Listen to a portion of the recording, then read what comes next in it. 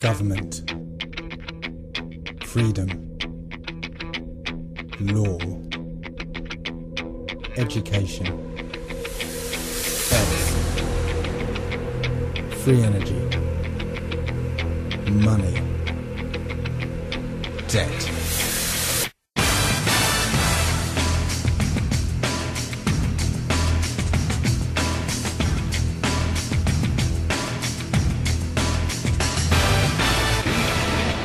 Awake Radio, deconstructing the dream world, one lie at a time. You didn't think it was going to be that easy, did you? You know, for a second there, yeah, I kind of did.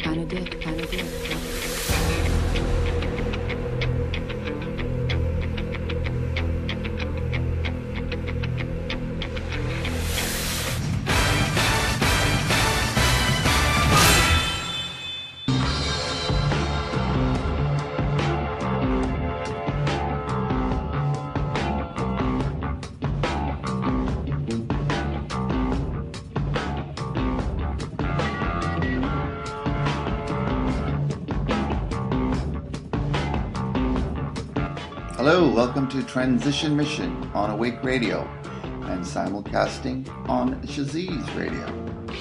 I'm Al. And I'm Lisa. Thank you for being here. This week we discuss wheatgrass. Be sure to listen to our solution-based interview with Joe Cogswell, who grows and supplies Nova Scotia, Canada's health food outlets with an incredible all-natural organic wheat juice. Through this conversation, you will learn why wheatgrass has been called one of nature's finest medicines. It is perhaps the most nutritious and cleansing juice there is. Taken properly, wheat juice cures infections, skin ailments, the kidney, liver, and lung disorders. It also helps with the nervous disorder system, cancers, and weight loss. These are just a few of the health benefits we discuss. With all the toxins and poisons we find in our environment, we now, more than ever, need to have solutions to combat these environmentally caused ailments.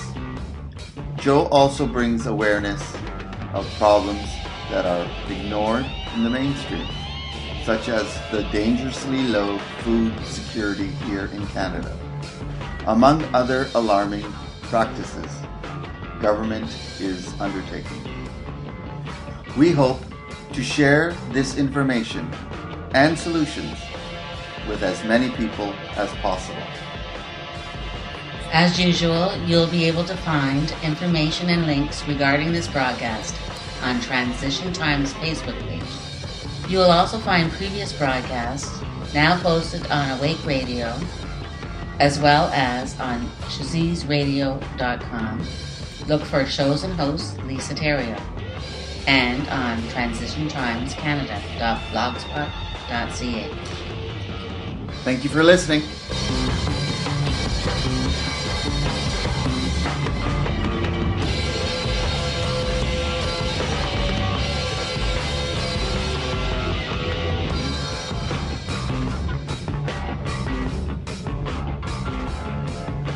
Hi, hello, welcome to Transition Mission.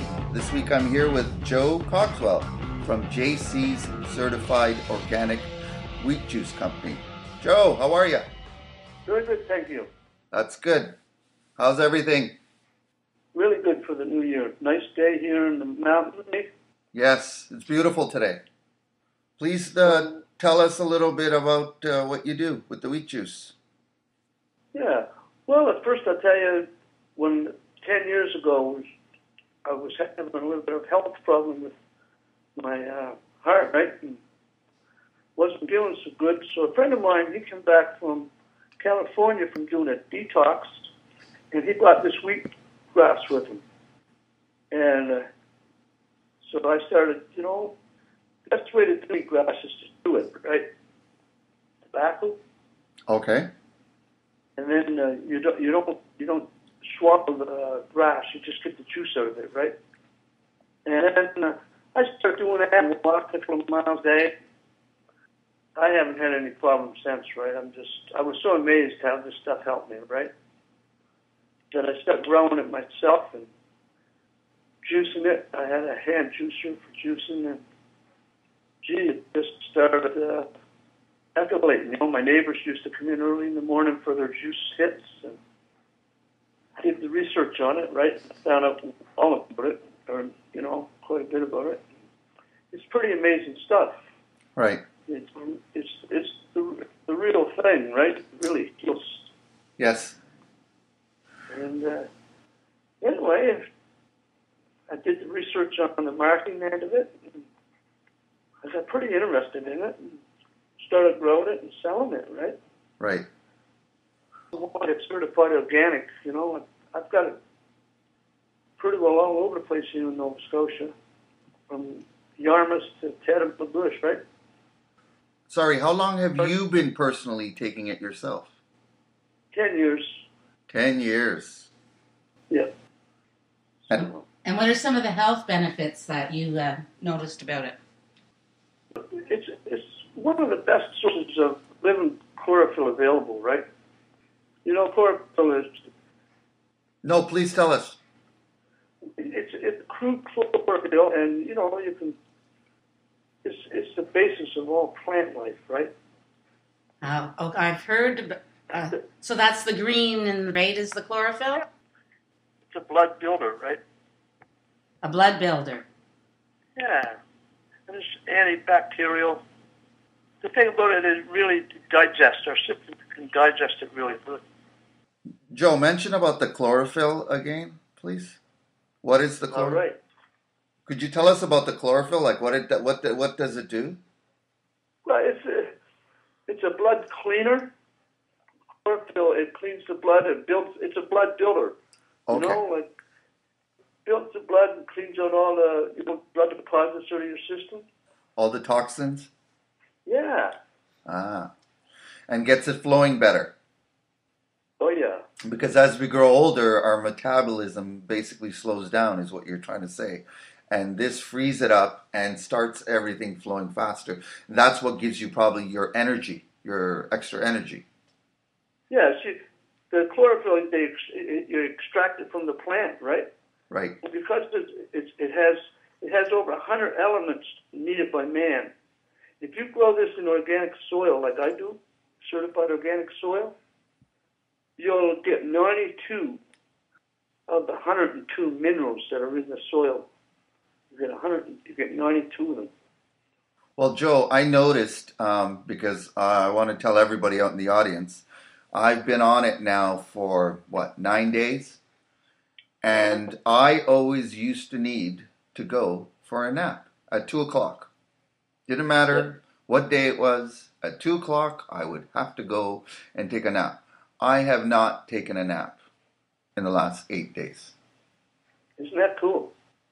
That's really neat, all right. Like, it totally stuck with me. Like, I know everybody's body's a little different and everybody's system's a little different, but it took to me like gangbusters. Yeah, I've seen some people take that and they say, man, can I ever feel that? The energy from it? I felt it right away. Right away they can feel the energy from that, right? I actually did 2 today because I knew I was going to be talking to you today. So I took 2 ounces today. Usually I would just take the 1, but today I took the 2. And oh my God, you should have seen me walking. Yeah, well, the 2 is actually what, they recommend because that's roughly an ounce, right? Yes. There's roughly an ounce in there, right? Could you please describe to the audience how it comes, like how it's basically packaged and how it actually comes and what they're supposed to do with it? Well, it comes in these cube bags. They're little squares, and they're approximately a half an ounce each, right? And so the best way to do it is think of it as a popsicle, right? Because if you let it sit around and melt, all the goodies in that up in the air. You know, blood. You know, blood dries out. Yes. Same thing. You know, this stuff is real close to your blood. The only difference is there's iron in your blood and magnesium, I believe, in the wheatgrass. That's the only difference. Everything, if you break down that, like if you do blood, you know, under a microscope, Okay. break that down, and it's just incredible. That's what really got me interested in it, was how close this stuff is to our blood. It's just amazing. Well, Joe, what I've been doing every morning is, when I get up, is taking the cube, putting it in a glass of water, and waiting till it melts, and then I drink it. Am I doing it wrong? Well, you know what? Yes, because I'm not saying you're doing it wrong, but the sooner, like if you can eat that like a popsicle, you'll get it all out. But if you leave it in a glass and it melts, a lot of it goes off in the air too, right? Oh, I didn't know that. I didn't know that. You don't want that to sit around too long. Oh, so you just want to put it in your mouth and just suck on it? Yep. Oh, And it has a pleasant taste, actually. It has a really nice taste to it too. It tastes so natural. Right. Yeah, it's pretty amazing how it helps people. I've got so many people saying, that it helps them. Doesn't like Crohn's disease, anything to do with the digestive system, and you can use it as an enema too, right? So it's to clean you out, to clean the toxins out. Is that what it's doing? Yeah, that's what it's doing, all right. They call them implants if you did the research on it, right? But that's it, when you go for chronics. Chlorophyll is what they use, right? But it's not real chlorophyll. It's not wheatgrass chlorophyll. It's not natural. Very, very powerful. Okay. What about for people like who, especially since it's after the holidays and you've been doing a lot of drinking, how does this react to the liver? Oh, it's known to be the liver. It's a liver cleaner. If you do the research on it, right, you'll find that one of the big things is how it cleans the liver, right? And if you really want to know anything about the wheatgrass, like the whole story on it, the lady that started this is Dr. Ann Wigmore, Wigmore. In the early 50s, she did all the studies on that, right?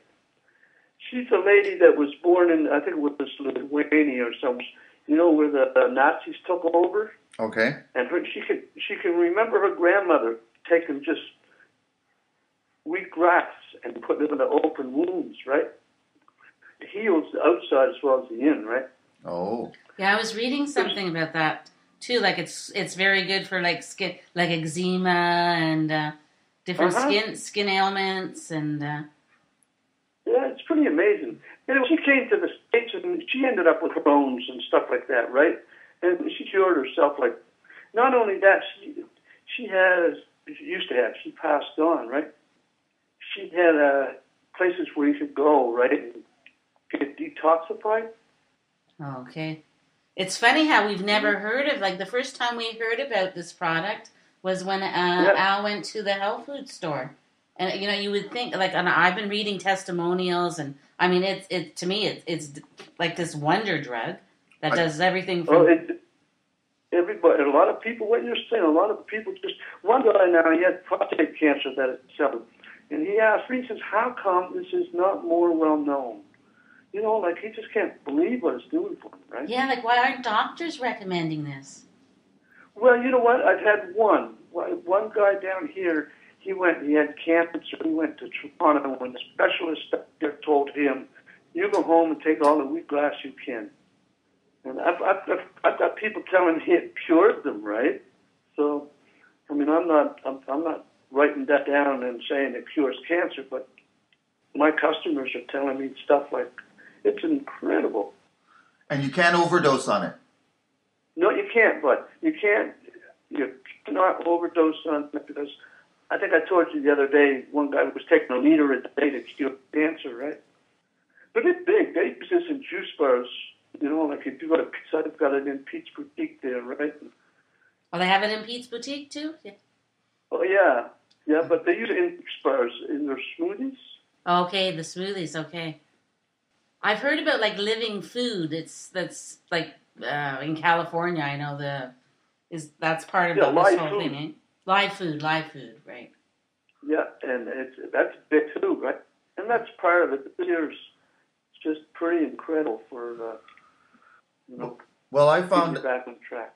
I found out about it through Jennifer Todd from Nature's Cove, and she has been taking it for over a year. And she works in retail, and this woman, she told me, has never been sick once.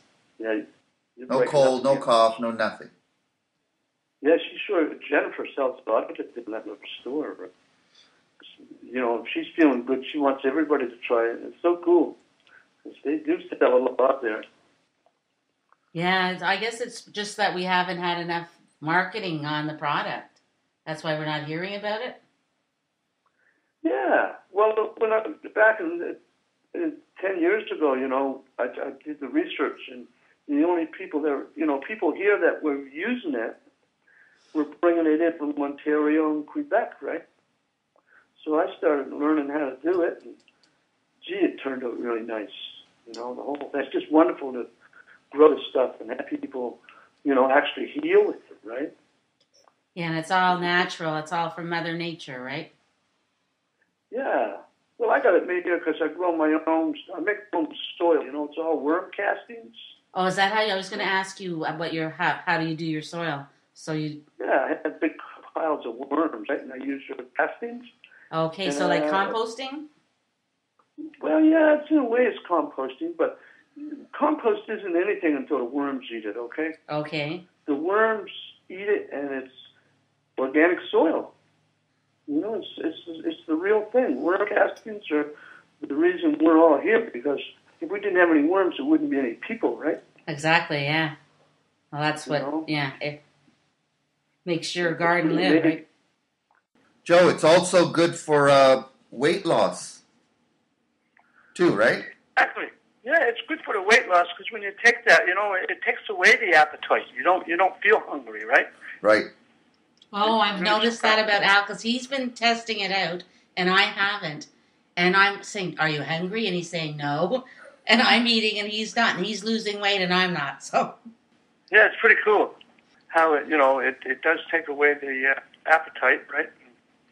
My wife and I about I don't know, it'll be 5 years ago now. We did a whole week of just juice, no food for a whole week, 7-day fast, right?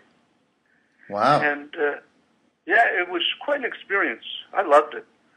But the thing, what I was getting, the third day, I had to go to work. All I did was juice, and I did a lot of wheat juice. But I worked 13 hours, pretty well non-stop on just juice and carrot juice. But the wheat juice was my main energy, right? Yeah, because it's apparently it's 1 ounce is equivalent to over 2 libs of fresh fruit and vegetables. 2.5 pounds. 2.5 pounds. Sorry. 2.5 pounds per ounce. That's that's a lot of veggies, man. That's a lot of fruit.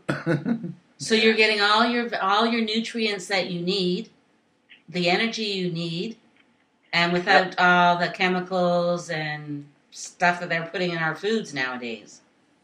So this sounds like a really good way to combat a lot of the problems we're having. Oh, it does that all right. It just, oh boy, I don't know. It's hard to put it in words how good this stuff is. It's just, ever since I've been at it, like I've never gone into, this is why I got into it too, I never went into a health food store that does not know about wheatgrass. I've never went to a naturopath doctor that doesn't know about wheatgrass. It's known out there, but. Well, actually, to tell you the truth, I didn't know nothing about it. I didn't know nothing about it till I went to Nature's Cove. Okay, well, the thing about the wheatgrass, where it helps is for infections, kidney disorders, it helps liver disorders, lung disorders, nervous disorders, skin disorders, ulcers, and it's for weight loss. I've got there's about 40 real good points, about what wheatgrass does for you, right? There's 40 of them.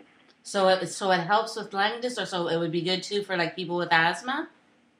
Oh, yeah. Oh, so all these kind of... Actually, I've got a neighbor. I've got a neighbor up there, and he says that it's helping him. He has lung problems, and he just loves it. He said he can't believe how better he breathes at night, right, when he takes this stuff. So people with lung cancer, it would be very good for them? Oh, man. Yes. And that's what, if you read the information, it's all there, right? I know. I just started looking into it this morning, and there was so many testimonials. I couldn't believe that I had never heard of this product before. I think that was and it's one after another, and it's like a miracle food. You'll be there for a month looking at all the testimonials and information on it. It's just like incredible information, and like it seems like it's kind of been people, like certain people don't want anybody to know about this, right? Yeah, of course. I saw the Cancer Institute didn't like it too much. They were. Are you kidding me? You're right on. They don't want this stuff out there, as far as I can see, anyway. Because if they did, we'd have it. I mean, you take a country that's starving to death, and you can feed them with this stuff. That's what I was thinking. With these countries in Africa, that those children that are starving, that's all you would have to do is ship over the. Yeah, it has to grow it there. They could grow it there. Oh yeah, the seeds. That's all they need are the seeds, right? Yeah. All they need is seeds, and you know what? That's what the guy. It's funny we're talking that because in the Vietnam War, that could have stopped the whole war. All we had to do was give them wheat berries. You know that? And do these grow anywhere in the world? Oh yeah, wheat, and it only takes like in the wintertime it takes a little longer, but nice weather you can grow this stuff in 14, 16 days, right? So can you grow this inside, like under? Those lamps, or? Well, yeah, I grow it in the greenhouse, and I really don't use no light. I mean, there's enough light out there, right? So as long as you have greenhouse conditions, you're okay to. It'll grow to 12 months a year. Yeah, I've been doing that now. And so actually, the cost then of it is nothing other than your time. And the seeds. I have to bring I live in Nova Scotia, and I have to bring my seeds from Alberta because they're certified, and I can get them here, but this seed here, it germinates, and I've used other seeds, but the germination isn't good, but the seed I get from Alberta is just right on. Oh, so you get it from Alberta? That's interesting. Yeah, it's really neat. I've been shipping it from there for a while, right? Oh, and is there any problem, like sending these seeds across the border, or? No, not at all. So there's no regulations on it, or? Well, not if I was bringing them from the States, it'd be different, of course, right?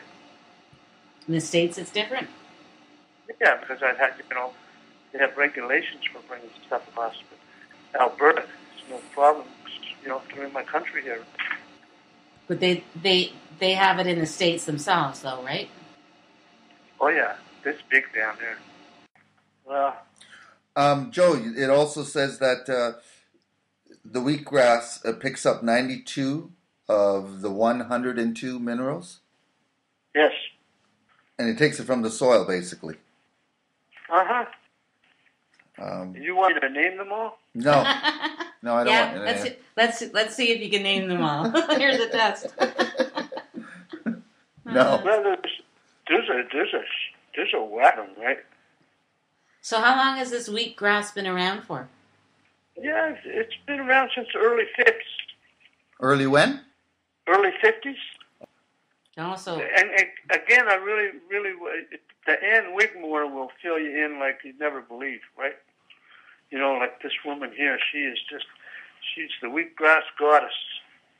She lived to be 88, right? And she passed away in a fire of all times. Yeah, I was reading a bit about that. Oh, that was at her the place where she was teaching or whatever, the clinic. Yeah, incredible life, that woman. I've talked to people that actually work with her, right? And I guess she was quite the lady. Oh, what do they say about her? Well, how smart she is for plain grass and turning it into one of the most, to me, one of the neatest medicines around, right? It's quite the medicine. And have you noticed like an increase in your business in the last little while? Oh, my business every year grows, right? Every year it gets better and better. There's a lot of the naturopaths, they tell the customers that, their clients that, this is the stuff, right? But I guess you can't patent this stuff, right? Patent? No. No, so that's why we're not hearing it. That's why the pharmaceutical companies can't get involved in this, right? Probably so, eh? Yeah, because there's so many things out there. They've dried this stuff, and they put it in other drinks. But once you dry it, it seems to, where I read the information I get, it turns it into a protein, which isn't bad. But, as a liquid form, it's a full protein.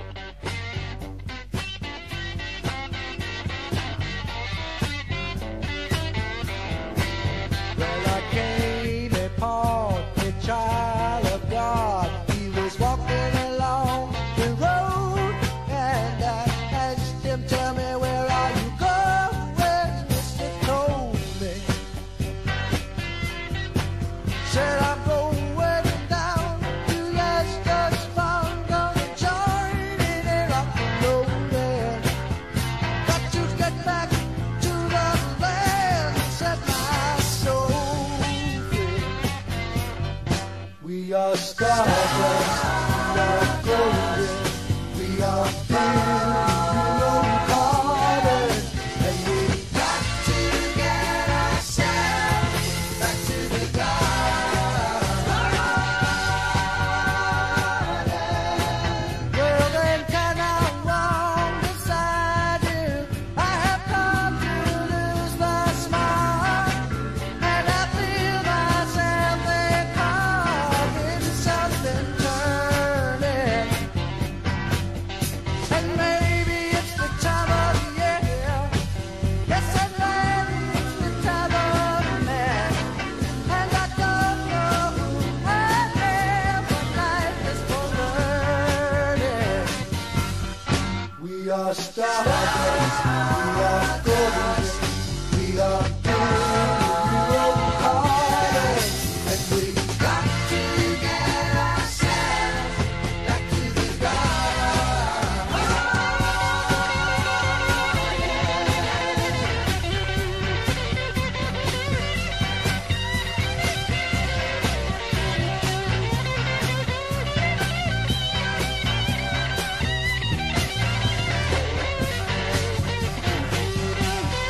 We are stardust, we are golden, we are building garden, and we got to get ourselves back to the garden.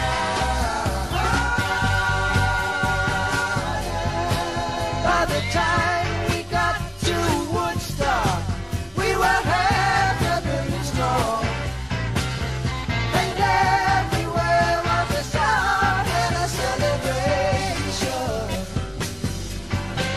And I dreamed I saw the bomb and death flames riding shotgun in the sky, turning into butterflies above our nation. We are stardust, we are golden, we are caught in the devil's bargain, and we got to get ourselves back to the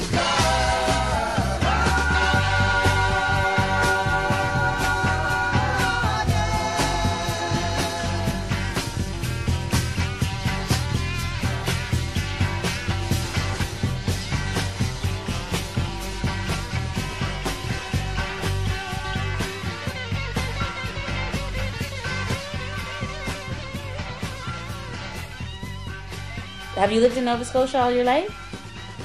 Yeah, I was born and brought up here in Kings County, right? Kings Come from County, a where's? family of- Sorry. Kings County, where is that in Nova Scotia?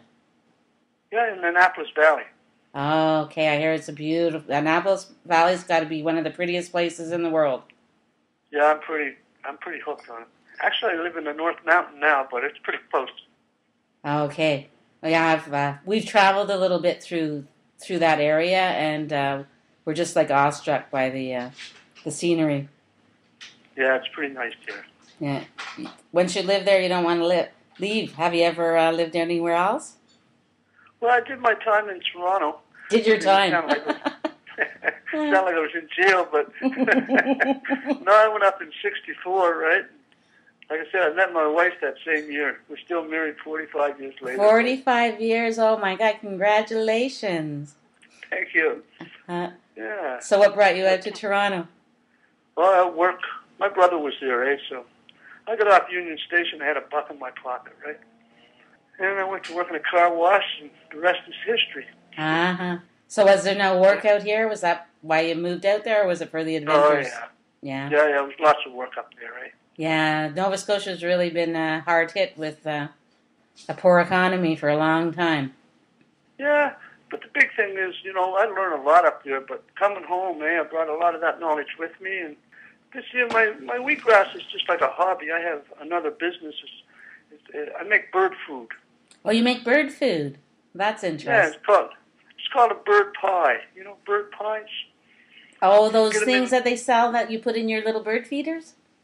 Yeah, but they're in a red sack, and you hang them in the tree, and I've got them in superstores under a no name, and I got them at Sobeys, Home Hardware. Pretty busy with that, right? Oh, so that's your main business? Well, it used to be. The wheatgrass seems to be taken over, but my family takes care of that one. I've got 2 boys to help me, my daughter-in-law, my wife, my neighbor. Oh, so this is a real family venture then? Yeah, and we employ the mentally and physically challenged. We've got three guys coming in all week long, 4 days a week. So it's a real good thing, So when did you get involved in the wheatgrass? 10 years. 10 years ago? Look that. I'll tell you what happened is I started doing it, right? And, I had an accident. And what I did, I put my eye out. You what? You put your eye out? Pardon? What happened to your eye, sorry? I put a wire through it, tore it right over the retina. Oh, my God. Okay. But anyhow, why I'm telling you that is after I got out of the hospital, I come home and I just did nothing but wheat juice, right? I just took a lot of that. And arnica, you know arnica? No, what's... Oh, you want to remember that, arnica. Okay. It's for trauma and stuff, right? It's a natural thing. You can get them in health food stores only. But it's an incredible medicine, right? For trauma. Oh, so it would be good for like people with that I've seen, that I've lived through trauma, any kind of trauma, like going to war. And... Yeah, or pain, right? Mm-hmm. It's hard to explain how good that stuff is, for that certain thing, right? But anyway, I did the wheatgrass, and when I went back 2 weeks later, my doctor said that he was amazed on how well it healed, And I know it was the wheat juice. It heals, right? So where did you hear about the wheatgrass to begin with to know to take it? I think a friend of mine came back from California, and he was down there doing a detox. And I was having trouble then with it was my heart, that I was so stressed out that my heart let go, right? Oh, from stress, eh? How old were you at the time? 55. 55, yeah. Yeah, but I don't take no pills for that no more. I just, just the wheat juice, right? And, it's just helped me out, Lots of exercise, right? Were you taking pills? Were you taking pills for your heart before you started the wheatgrass? Yeah, and I was taking some, yeah. And did they help at all with anything? What, the pills? Mm-hmm. No, I threw them away. Good for you. My wife says she was scared about it, right? So I asked my doc, and my doc says, if you don't think you need them, you don't gotta have them, right? Ah, so you have a good doctor then, eh? Yeah, I've got a really good doctor. But anyhow, and how many children do you have? 2 boys. 2 boys, one 42 and one 40. Okay. And you have any grandchildren? Yeah, I got 2 granddaughters. They're 15 and 13. And they actually help too, right? They're helping you out too. Oh yeah, they work real hard into. Do they like doing it? Well, only because the grandmother, well, we call her Oma. She took them. One worked all summer. The oldest one, when she was 13, she worked all summer and got to go to Harry Potter Land with her grandmother, right? Where's Harry Potter Land? Down in Florida, down at Universal Studios. Oh, okay. Did a whole week there. And then this year she went on a cruise with the younger one because she worked all summer, right? Ah, so you're making it worth their while. Oh, yeah, that's the one, eh? It's incredible how quick they grow, these kids. It's incredible how much they love that Harry Potter, too. I know my nieces and nephews were just... Oh, it's incredible. Yeah, it was good, too. It got them to start reading. I like that. I think that was one of the biggest books that really got... especially boys. I mean, girls were more readers to begin with, but... yeah, so... Anyway, I'm going to tell you a story about my friend Stan Garrison. Okay. He was from Tillsonburg, Ontario, right? Mm-hmm. Yeah, he ended up down here, and we ended up really good friends. But he was a little older than me, and he had one lung out. And all of a sudden, man, he got real sick, right? He was, I think, 68 years old. And when I went to see him, he's sitting in a chair. He can't even get out of the chair. He only weighs like 90 pounds. And I said, Jesus, Stan, you got to try my wheatgrass juice. And he said, you suppose? And I said, yeah. So anyway, he started taking it. And about 2 weeks later, he looks at me and says, I think that stuff's helping me. Anyway, and before that, I should have backed up a bit. His doctors told him to go home and get his affairs in order because he's dying, right? Oh. He ain't got long to live, so he sold his house, sold his car, and here he is, dying, right? Geez, in 2 weeks, he started saying, I think that stuff's helping me. I don't know if it was a month, maybe month and a half later. He bought another house, and he bought another car. He went right back to work. This guy just couldn't believe how it helped him, right? Oh, my God. In 2 months? Yeah, in 2 months, he was pretty well fully recovered. Now, I'm not saying that it cures you. I'm just saying it gives you a better life quality while you are dying. Like he was dying, right? And he lived for another 2 years, and nobody had to take care of him. He went home to Tillsonburg, and a week later he passed away, right? But nobody had to look after him. He looked after himself right up to the end. So it's not like going through chemotherapy where you're spending your time in a hospital bed and having no quality of life. No, not at all. So quite a few people got amazed from that, you know. It's really and I've got all kinds of them stories. Other people are telling me, right? But this happened to me personally, right? He was a real good friend. And so it's incredible. It really does sound like a miracle drug. I mean, yeah, it's the real thing, eh? There's no fooling around with it. I mean, look at the research that it just goes on and on. It balances your blood sugar too, eh, in your blood. So then it would be good for diabetes? Oh yeah, yeah. I've got one customer. He was taking it, and his wife was a nurse, right? And she said, "I don't know what's in this stuff." She said, "But keep doing it because his blood count's never been so good, right?" But you know what? When you think about it, it all makes sense because if it's cleansing your blood mm-hmm. and making it move and revitalizing you, and that all these other problems we have with our health, you know, like a lot of the foods we're eating and we have so much chemicals, I think, in our diet. Oh my, yeah. Well, that's why I grow my own pigs. I grow them in the woods. On my own pork. Me and my son take them right in the woods and put an electric fence around. Oh, really? And, what different meat. My. Oh, I'd love to taste that. Yeah, we grow our own chicken, all of our own meat, right? Have our own eggs. It's just small scale, but I'll tell you, there's nothing like homegrown pork. Isn't that what life's about? It's funny, last week, too, the person we were interviewing is doing something similar to that. And it's just like, we've got to get back to that. We got to get back to the garden, right, and the farm.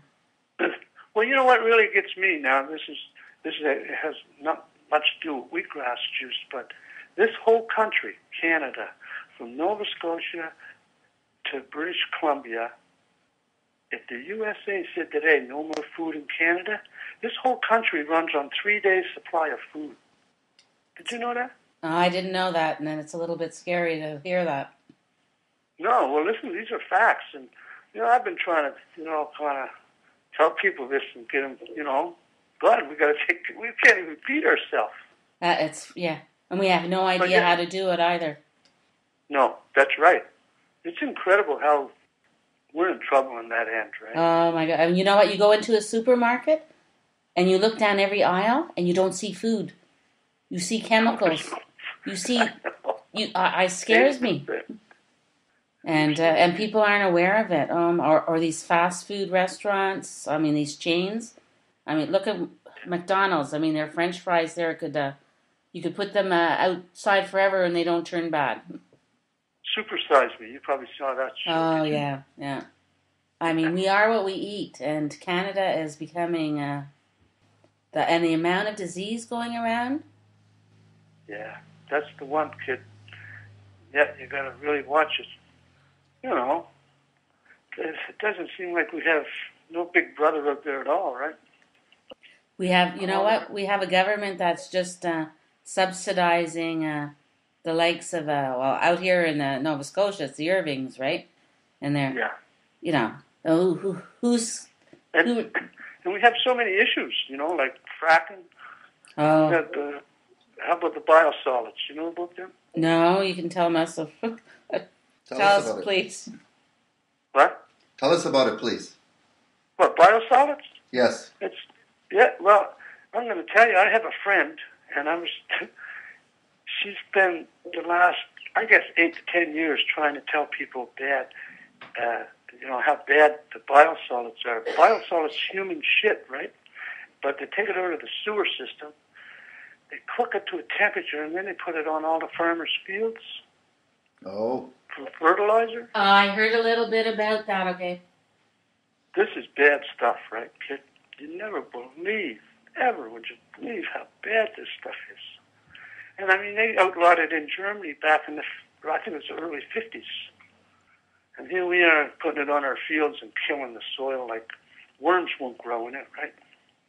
But that's got nothing to do with wheatgrass. I just want to... Well, it's okay. We don't have to just talk. We'll be sure to promote the wheatgrass but this is very important information that this is what we're trying. This is what our show is about: is letting people know what's going on and offering solutions. And we really need to know this type of information about what's going on because we're not going to hear it. This biosolid lady, she's a vet, right? And her and I, we've gone pretty well all over Nova Scotia to councils, presenting, the problems that this stuff makes, right? This woman has spent $15,000 to $20,000 of her own money trying to publicize how bad this is, and I don't know. What happens when you bring it to the councils? What do they say? Oh, I mean, nobody's put a hold on it. I think they put a moratorium on it, but it's still coming in, eh? It's still happening on a large scale because they got a license to do it. The Department of Environment okays it, right? And if you Google what I'm telling you. You Google the biosolids and take a look. Or call Marilyn and she'll tell you about it. We need to hear more about this. This is very important information. Good. Well, let me give you her name. It's Marilyn Cameron. Marilyn Cameron? Last night I was talking to her about you guys. And I said, can I tell him about you? Sure. Okay. So she said, you give her a call. I have heard a little tiny bit about this once, and I remember thinking, this is one of the most sickest things. There was some artist, actually, some musician or somebody that was speaking out against this. And the fracking, I mean, that there don't make any sense either. Yeah, we've been covering the fracking. Oh, what's going on in New Brunswick there? No, what's going on in North Dakota? Oh, North Dakota. It's all connected too, eh? It's all connected to the same people. That's the other thing. They're doing it in New Brunswick too, right? Yeah. But North Dakota is if you take a look at March National Geographic and take a look at that issue, and you'll see why. Oh my God, it's scary. It's They're really, actually breaking the planet up. They're actually breaking the planet up. They go in the ground and they break it up. I mean, when you break the crust off the planet, it's like, this is craziness. it's total insanity. And for what purpose? And you know what frustrates me the most is that our government goes along with this. We don't hear That's right. anything in our mainstream media. This is part of the reason that we're putting on these shows, and there's so much alternative media that's going on, is because we don't. Everything's corporate owned, and it's all for the dollar for some people that are so rich that they couldn't even possibly spend the money in 100 million lifetimes. Still makes sense, does it? It makes no sense at all. And we're trying to wake up people. Like, come on, people, we need to get involved in this. We need to start screaming and shouting. You know what I say about that, right? They got to be aliens, right? That's all. Now, they're not human. I'm not real proud to be a human being, really, when you look at the destruction that they're doing. I mean, think about this. They're blowing up the planet. They actually pump stuff in and crack it all open so the oil and gas will come out. For what? And we have so many means of energy that have been shelved. We all know about it. I mean, you can rent a car on water. You know, and that's just one little example, but there's Tesla, there's like so many shelved in it, and people are aware of it, but it's our governments, all governments they have been controlled 100% by these aliens, that's all we can call them, or Satan. I call them Satan, actually. These devils. Yeah, well, we can do that too. Yeah. But you know what? What's really neat, I'm connected to this fracking too, right? And if you want information on that, you ask Marilyn, because she knows all the top people. We're actually going to council next month twice and try to, tell these people to get a grip on, we don't want it. Get the frack out of Nova Scotia. Oh, okay, great, because we have another group in New Brunswick we've been in touch with, and and one of the guys there was asking me about Nova Scotia. And that we got a movement. We should get together, right? That's exactly what he was saying. We need to get together, because he was asking me, I hear so little in Nova Scotia about what's going on here with that. But we're in Kings County, and people here are just starting to really get pissed, right? Oh, okay. Back in the early 80s, I started a large-scale composting company, right? I used to put compost in bags and ship it all over. Kresge's, Zellers, Canadian Tire. I got out of that, and then I got into cardboard recycling. You know cardboard recycling? Well, I know a little bit about the recycling business, but... Well, here in Kings County, I'll tell you a little history on that, too. Okay. In Kings County in 1947, we built this state-of-the-art recycling cardboard plant where they take cardboard and turn it back into paper, right? And then we used to bring cardboard all the way from Bangor, Maine, Quebec, Ontario. And then this was the early 80s. Me and my brother-in-law, we did a study at the local dump, and we found 50 tons of wheat going in the local dump.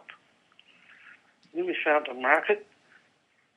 It's in the same county. That factory I just told you about is 20 miles away from the dump that we're throwing all this cardboard for.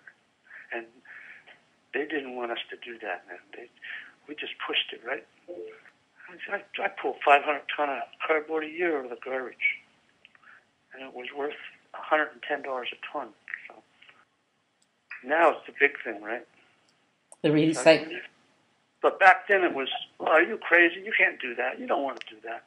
They just didn't want me doing that at all. But I did it, and I had fun doing it. And what happened to that? What happened to it eventually? Oh, the big guys. That's why they didn't want me to do it. I knew. I was going to tell you, because I know somebody, actually, a friend of mine, her family was also in the recycling business, and they made it impossible for them to survive because they took it over. Them big guys, man, and that's why, But anyway, I had fun doing it. My wife and boys, we all, it was a family thing. So you've always been this activist, then? Oh, from day one, yeah. But I used to be a carpenter, right? But I got out of that and got into the recycling, and composting was my big one, right? But I hooked up with a company way up in Ontario, and he had companies right across the country, right? So I set one up down here for him. But anyhow. What's going on now with our recycling? I worry about this too, that like you feel like you're throwing this thing into one bin and that thing, and it's like all getting... It's a lot of crock. Mm-hmm. People don't create garbage. No. It's an industry. The reason they brought all that recycling out was industry and commercial garbage is like a zillion times more than people. People don't create garbage. No, industry does. Oh, big time. Well, look at the amount of plastic. And what's plastic made out of? Oil. You ever look at the? You ever think about how many products now that we have that are made out of oil? Yeah, it's pretty insane, isn't it? It's insane. It's like there's so many other ways of doing. It's a monopoly. We have a monopoly here in Canada with the oil and gas industry that is just like there's no denying. The boogeyman. Yeah. It's like the boogeyman. Yeah, the boogeyman is right. That and nuclear. That's the other thing we've been looking into are the nuclear industry in Saskatchewan. Oh my God, one of the most dangerous. You know Point LaPro in New Brunswick? No, tell us a bit about it. That's Point LaPro is one of the which they brought that there. There's nuclear, and they brought that there in the early '70s. And I was on the committee there trying to stop Point LaPro. We tried stopping it because in 10 minutes, when Point LaPro blows, in 10 minutes we got it here, right? It's in the air. Once it's in the air here, it comes across the water. They did tests. It's total insanity. It's insanity. Yeah, it is. No, and when there are solutions, that's the thing. There's solutions that have been like shelved, and there's not enough voice. We don't have our media. Well, yeah, you can have all the solutions you want, but if you can't get the government behind you, that's a dead-end street, right? Exactly. Well, not dead-end, but you got to work your butt off to even think about getting it happening, right? Yeah. And that's why, you know what, anybody working for, that's what people have got to be informed. And if anybody working for government has got to know that if they want a job, they're here to serve the people. Yeah. And that's it. That's the whole. We got to take over. Right? Yeah, we got to take over. We're like, we got to start holding people accountable. For sure. You know, it's like the same old people from the same old families that are getting in, and they are on the same old boards, and they're all connected, and we're a giant serfdom. I mean, it doesn't change. Yeah, we need to. If we don't change soon. You've heard that there's a light at the end of the tunnel, and I hope it ain't a train. Yeah. You know what though? I'm feeling a lot more positive because there are as soon as you start talking to people and like shaking them up a little bit, they realize, oh my God, what's going on? But we've had so many distractions. It's the distractions in this world that, or people are afraid. They're afraid that they maybe change. We don't like change at all, right? Yeah, that's it. Change. I think we have to in order to stay here. And actually, change could be exhilarating. I don't know why people are so afraid of change. Because you know what? Yeah. It changes every day. You're right. It's like, so all your family, they're awake to all the, I guess your family's all, since they've all been involved, they understand the problems? Well, they get a little tired of me, all right. I'm raving, right? But, you know, it's great. It's good. They understand how bad it is, right? Anyway, the wheatgrass is positive. Yeah, well, that's what made us contact you, is that, well, yeah, first it's incredible. of all... You guys haven't heard about this stuff. No, I know, and it just goes, and I'm a big researcher on a lot of things, so if I haven't heard about it, it's definitely, unless I guess you're a big a person that has been going into the health food stores, which thank you for telling me that, because that's giving me a positive feeling that just because I haven't gone to those, but that people are waking up to this, and it's just a matter of time.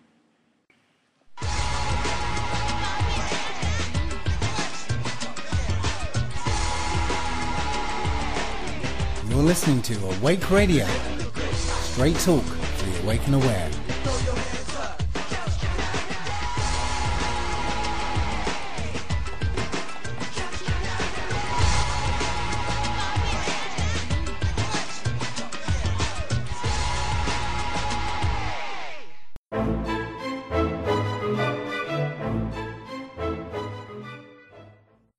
Due to the environmental toxicity and nutrient deficiencies that we are all facing today, there has never been a greater need to purify our blood and strengthen our immune system. And there's nothing that helps us do this better than wheatgrass juice. Now let's examine why. Phytochemicals are chemical compounds that occur naturally in plants and that have been shown to help prevent and reverse disease and premature aging.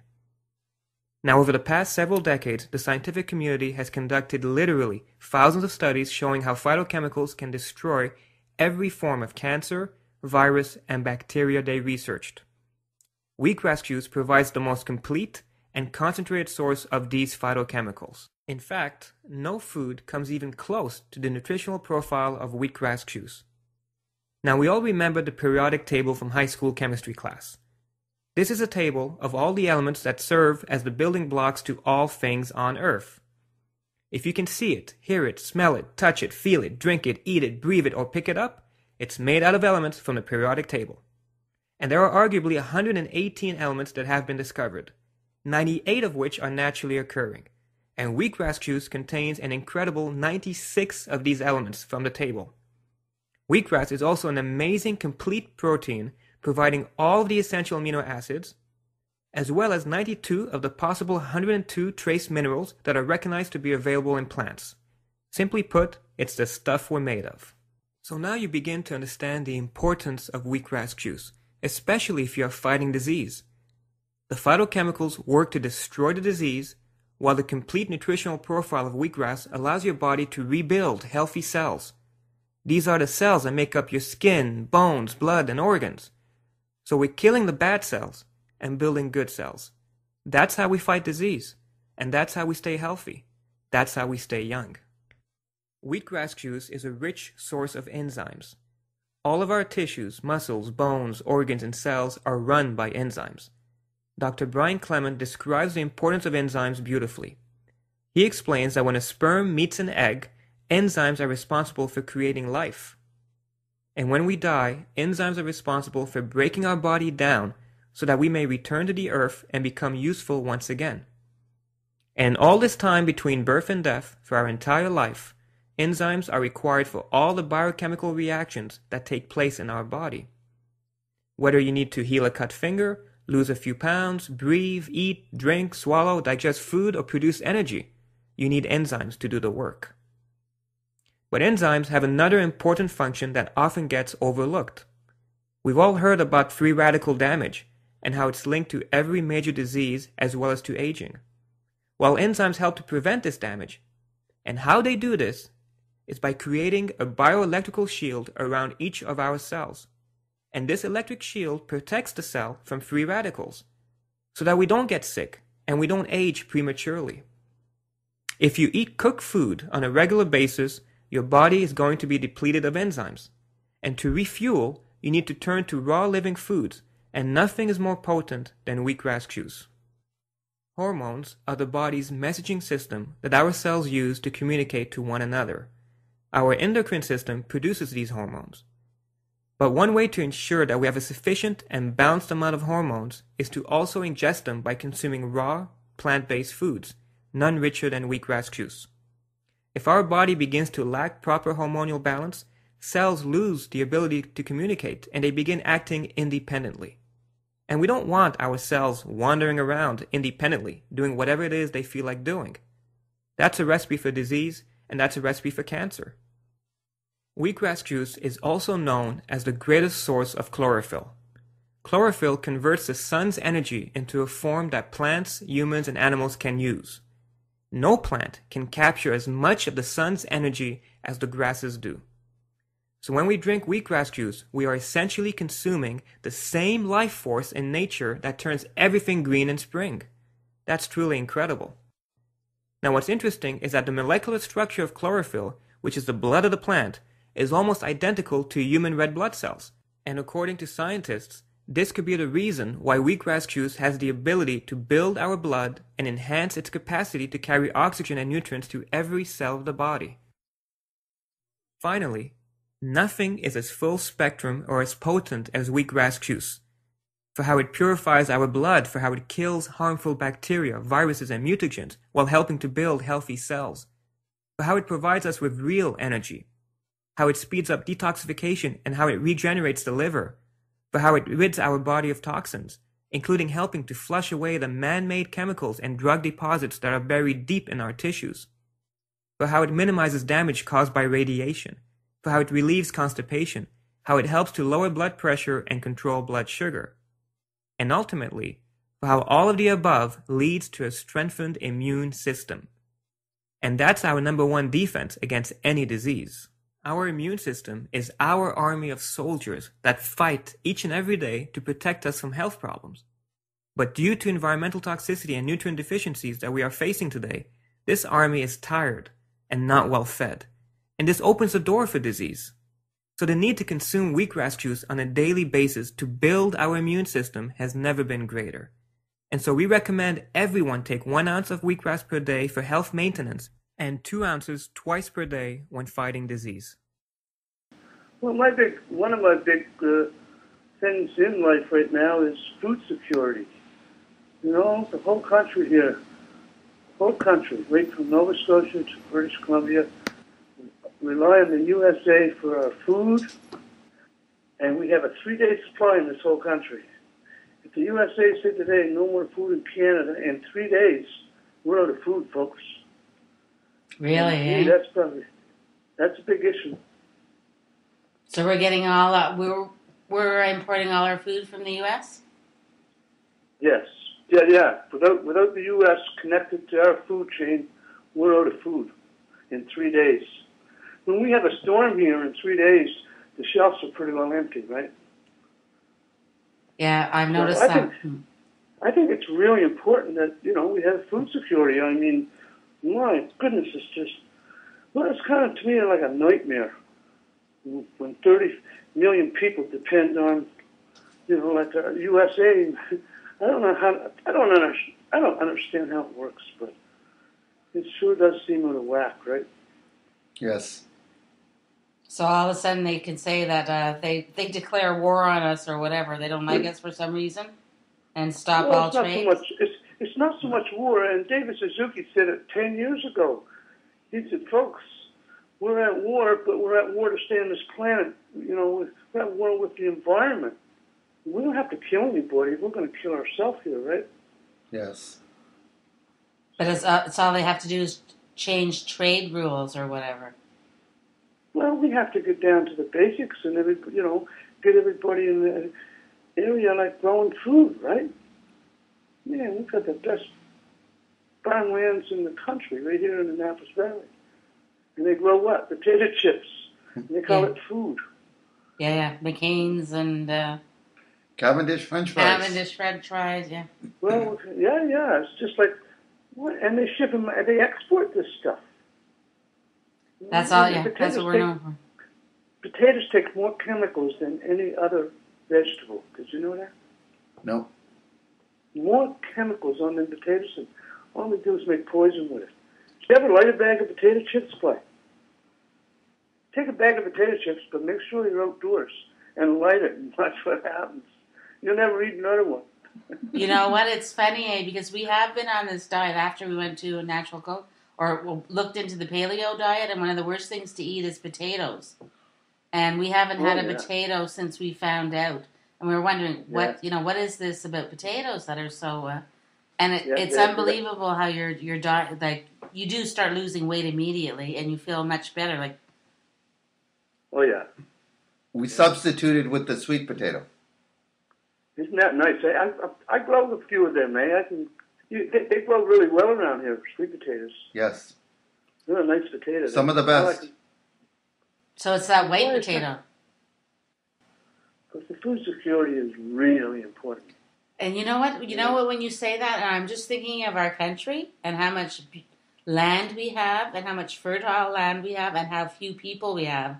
Like we're one of the least underpopulated countries. There's only 30 million of us, right? Yeah. There's 300 million Americans, right? Exactly. And look at our landmass.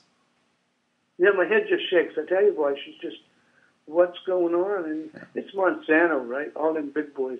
Yes. Monsanto's the boogeyman. I don't know if you guys know. You probably know. Oh, for sure. Yeah, Monsanto and New World Order. It's like there's an agenda here, and they're really picking on Canada. Well, they can because we're, like I think somebody told me New York City's got more cops than we got military or something. Exactly. So we're easy to pick on, and we have a lot of resources that they want. A lot of natural resources out here. Yeah, and instead of using bullets, they're using poison food. Yes. Yeah. All these fast food joints. Yes. I mean that's a slow bullet, right? Yes. Yeah, exactly. And my God, there's so many people in this country with cancer. It's just incredible. Just incredible. every second. But you guys person probably you know. You guys probably know that this Nova Scotia is what they call the tailpipe of the seaboard U.S. coming in all the pollution. It drops here, right? We're the tailpipe of all that. I think it's the eastern seaboard. All their pollution comes here. Yeah, it comes up along the coast with the Gulf Current. Yeah, it's pretty incredible the amount of toxins that are coming through, boy. You know, when we moved out here, what we noticed, the first thing we noticed, we have never seen so many people with illnesses that had ADHD. It just goes on and on and on. Like we would see a family, and they would have 3 kids, and 2 of their kids, and sometimes even all 3 of their kids, look like they had some form of disability. Yes, disability. Well, Yes. it's an incredible thing, right? And I think that's the way that we're breaking down society by like the amount of poisons, and a lot of it's in the air too, eh, boy? Yes. Yes. well, geoengineering.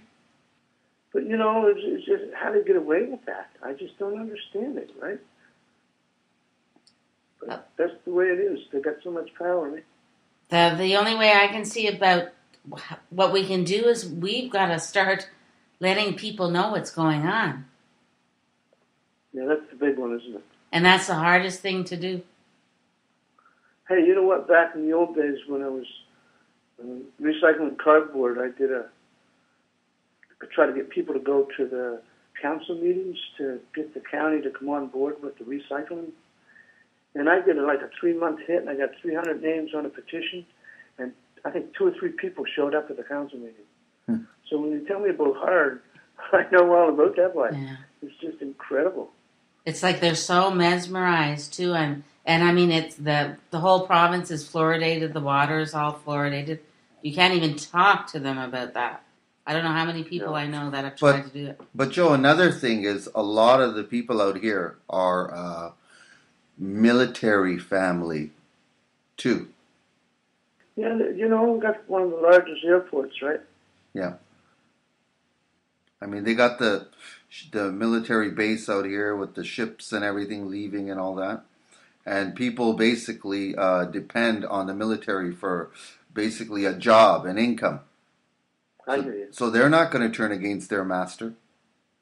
No, and it's like Michelin Tire, all them boys there, right? Exactly. Michelin Tire's got a big investment in Nova Scotia, right? Yes. They've got 3 or 4 plants.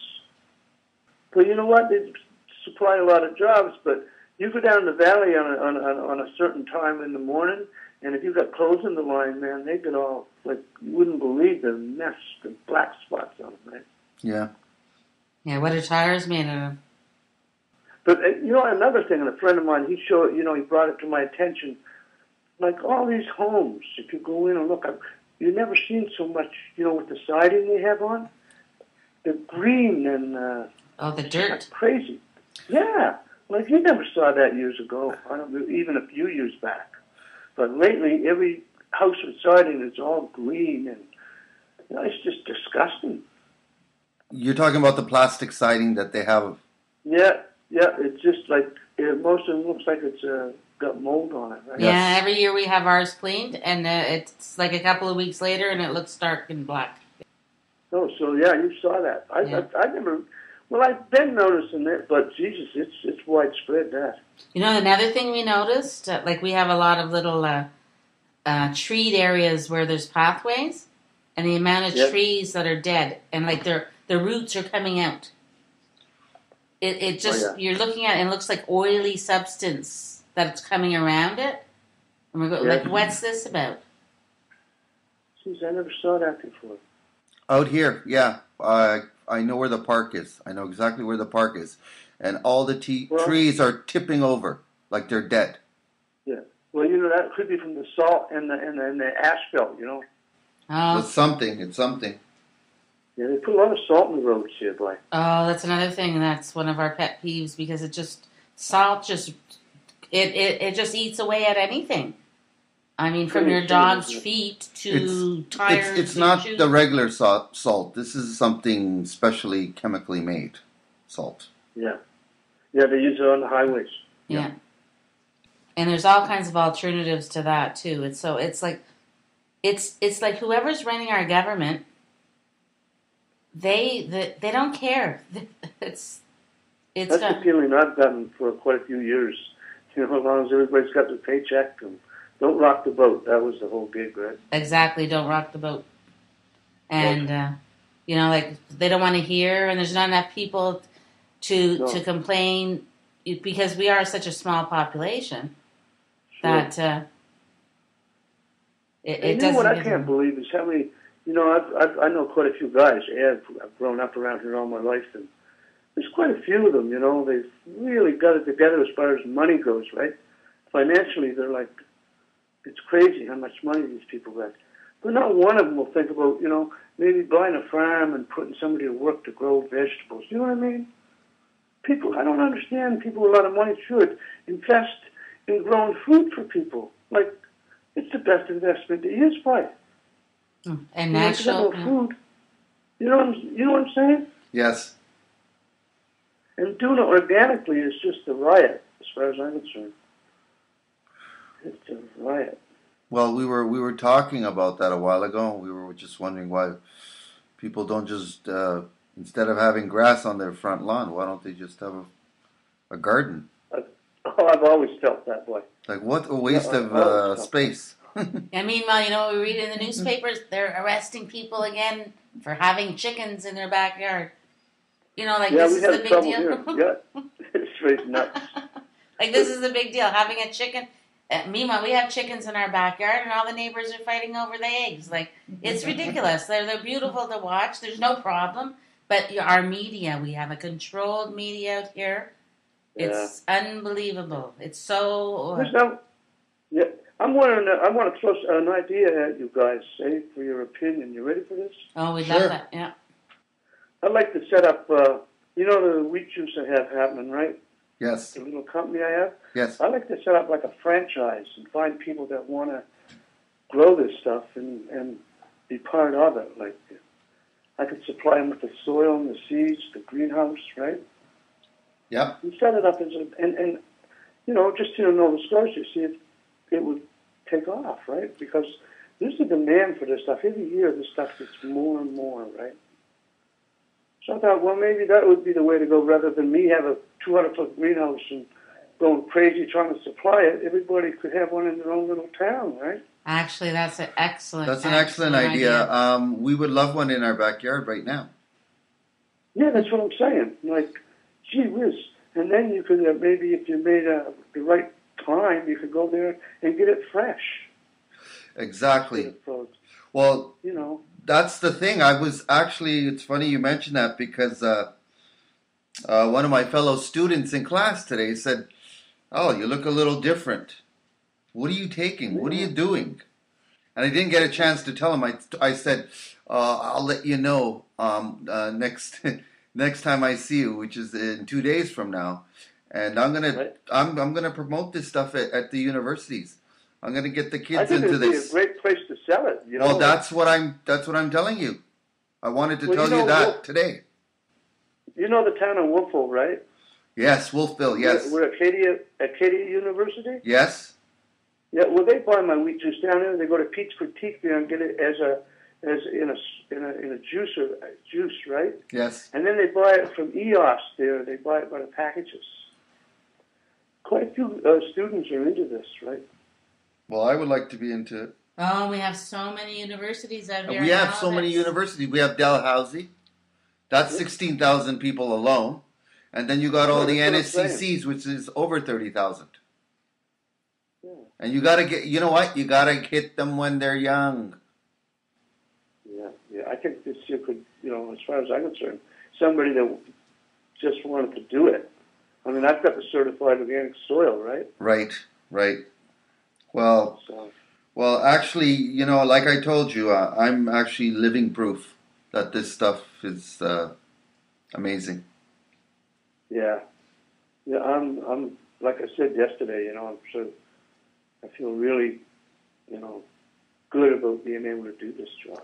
Another thing too is like what's in the news. There's so much about Fukushima and the radiation with the nuclear, and and this is like I've been like looking into what are some of the best solutions for it. And wheatgrass sounds like it's how do we get rid of these toxins? They were mentioning wheatgrass for that. To get rid of the toxins in the body, yeah. Yes. That's what it does, boy. It gets rid of it. And I mean, I've had people tell me it got rid of cancer, right? One lady, I'll tell you a little story. One lady, she had breast cancer, and the doctors told her, she was probably had it, right? She was in trouble, and nothing they could do. Right. So she started taking the wheat juice, right? And a year later, she went back for her test, and there was no cancer in that woman's. So then she quit taking it, right? The cancer came back. Wow. She started taking the wheat juice, the cancer went away. And the doctors are just calling it a miracle. Like, I'm not making this up. I could get written proof of what I'm talking here, right? This is I couldn't make this story up, right? No, and you can read about story after story after story. Well, and the quality of life while you're passing on. I'm not saying it'll cure everybody, right? But I'm just saying quality of life if you're passing over is really important, right? Yes. Nobody's taking care of you, right? Yes. And the other thing too, I've been reading a lot about it, is that you won't get cancer if you take this before. It's a prevention. Well, yeah. It's maintenance. Yeah, it's a prevention, all right. Yes. Well, especially like we said yesterday, cleaning the liver, cleaning every part of the body. It's a cleaner. So anyhow, I could go on and on, but it's the same thing, right? Everybody should be into it. And to make that available, there might be a kind of a business opportunity there, right? Absolutely. When instead of Monsanto, what they have to offer. What was that? I missed it.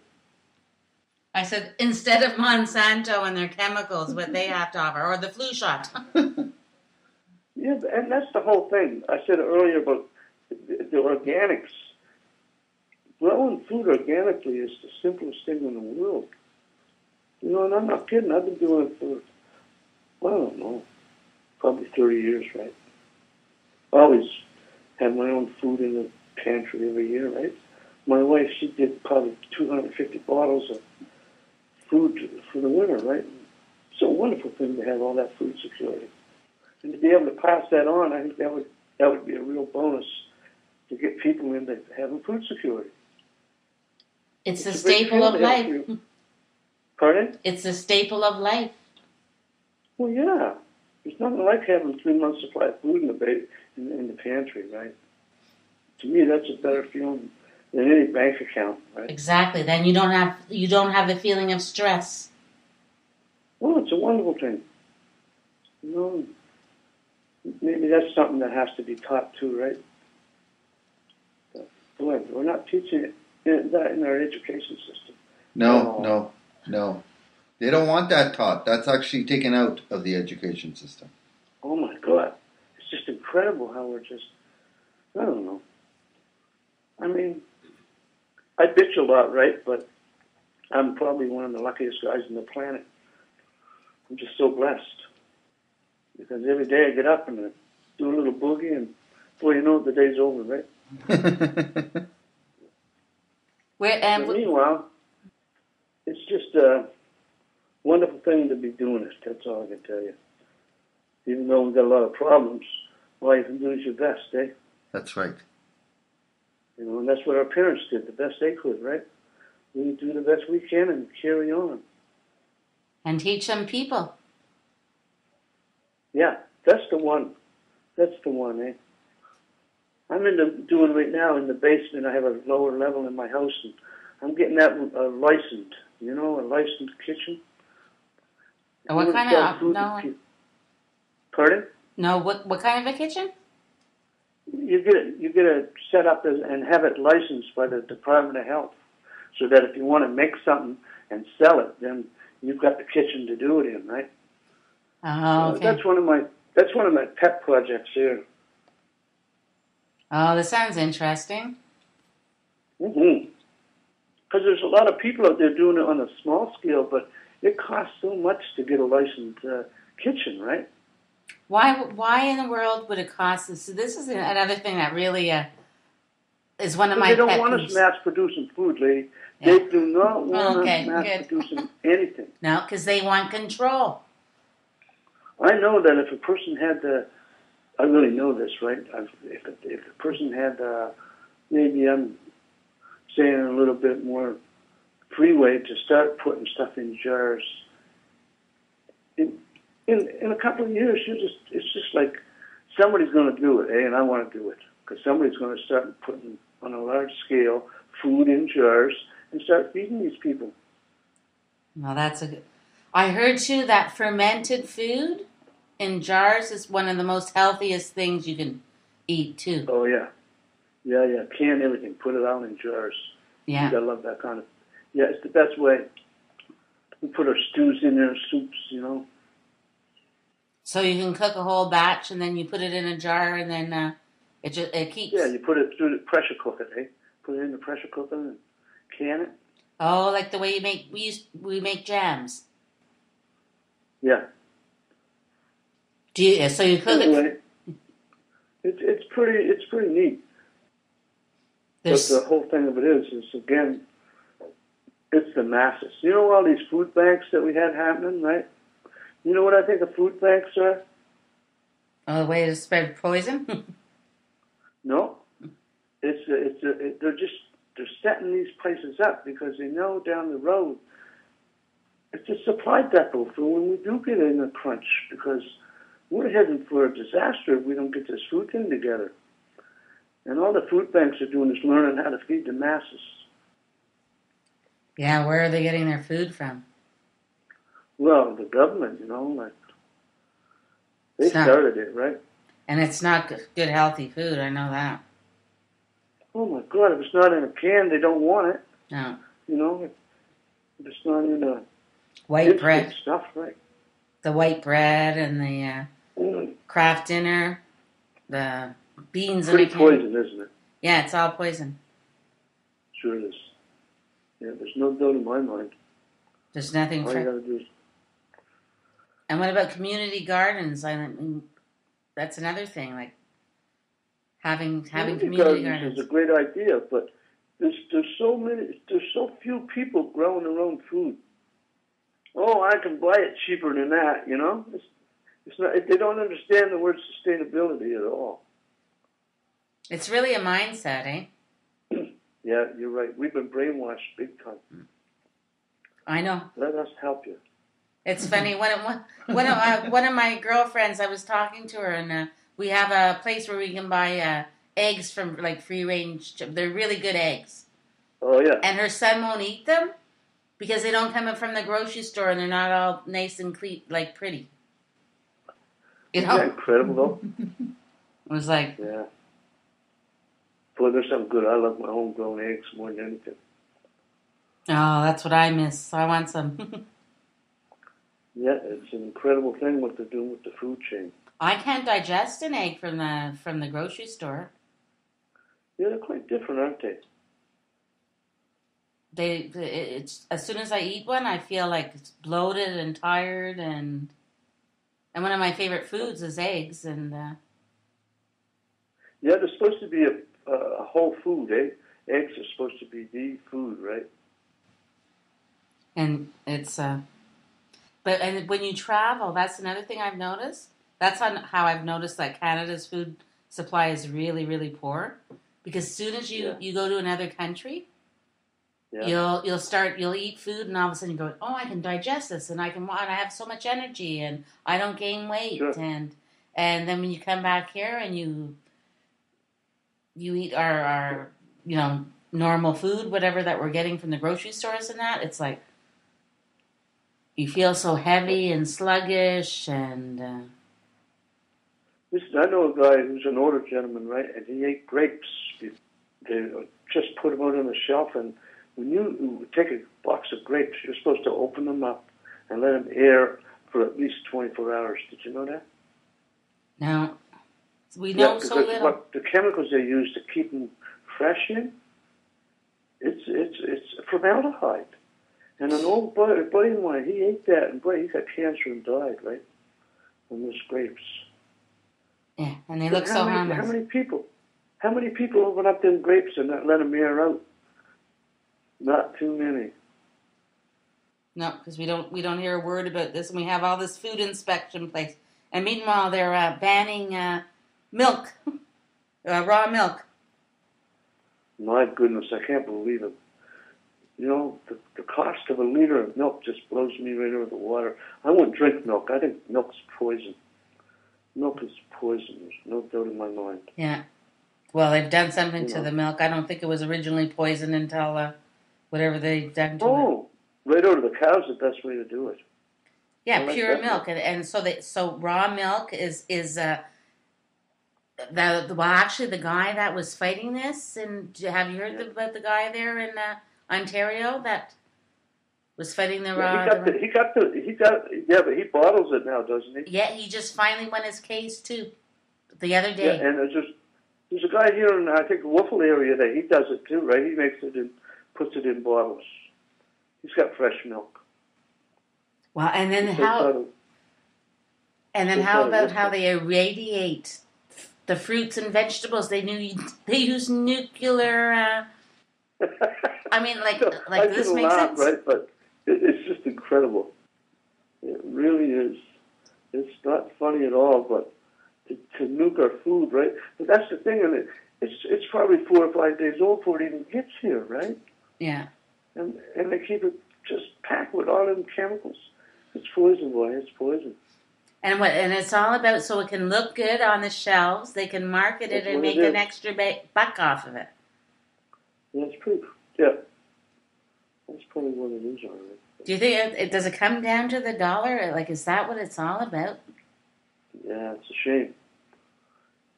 It's funny. I was talking to a guy today about that. You know, just how much money does a man want? Like billionaires.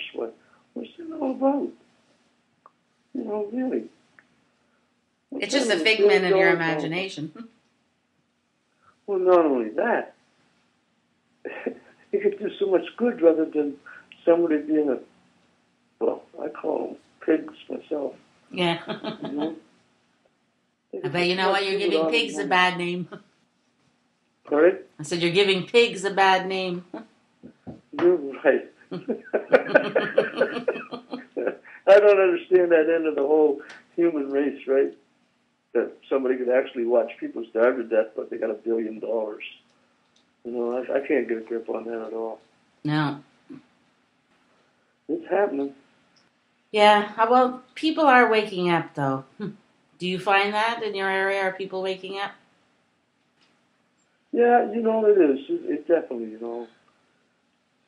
Well, like I said earlier, we must be waking up because I'm feeling pretty lucky here in life. So Yeah. we are. But boy, we've got a lot of waking up to do because the destruction that's going on around us. You know, we've got to get a grip on that, right? Especially here in Canada, from what I've been researching, and that is like we are really, really in a bad predicament. Yeah, no kidding. It's almost like the takeover, right? Yeah. There's a takeover happening, right? And it from all directions. Yeah, what's happening to us is just, you know, we're evolving into it. You know what I mean? Instead of having guns and wars, they got us on a slow boat to China. Yeah. Oh, yeah, and the poverty they're putting on us, too? Well, yeah. More people die from poverty, from not being able to afford good, nutritious foods and heat. How about heat? I mean, I read somewhere... Yeah, back to what I'm saying. You know, one billionaire could probably fix that whole thing, right? Like, what's that all about? Mm. Let people die because you want a big bank account. Yeah. You know. Makes no sense whatsoever. No. So maybe, like you said, it's going to change. Yeah, I think you guys are probably doing that. Your radio shows might be doing that, right? Well, that's what we're hoping to do. We all, you know what, there's so many people that we've met and they feel the same way. It's like we're kind of on this line in the sand, and people have got to choose. They have to choose their side, I guess. And some people, not everybody's going to come over to the other side or whatever, but as long as enough of us are awake and aware and are doing something about it. And there's still some people who are just still on the fence, too. You're right. A lot of people have been brainwashed.